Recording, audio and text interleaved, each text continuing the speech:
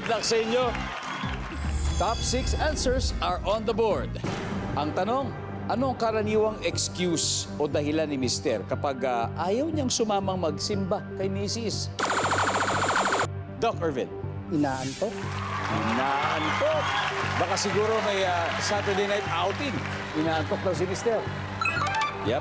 Pero Ashley, meron pa mas mataas. Karaniwang excuse o dahilan ni Mister kapag ayaw niyang sumama magsimba kay Mrs. May sakit. May sakit. Services. All right. Ashley, pass or play? Play! Play! Oh, let's go! Play tayo! Siyempre! Play tayo! Josh, karaniwang excuse o dahilan ni Mister kapag ayaw niyang sumama magsimba kay Mrs. Tinatamad. Tinatamad lang talaga, no? Nandiyan ba yan? Services? Oh, yeah.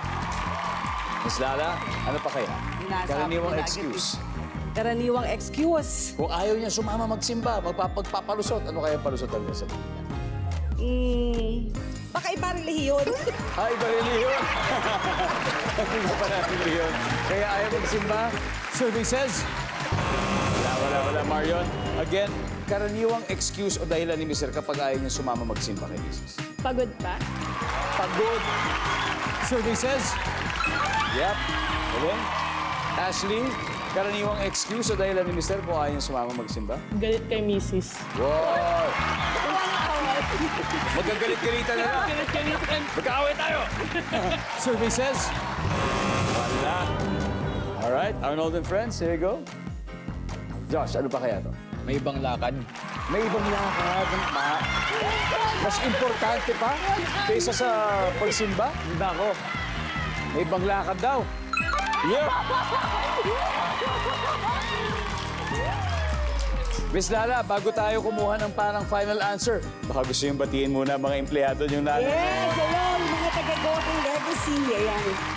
Siyempre, 40 years na tayo nagpapadala ng mga OFWs abroad. Wow, yeah, nice, So, nice. yun ang naging life ko after quitting show business. I see. Wow. Isa na lang. Mapo-perfect nyo na.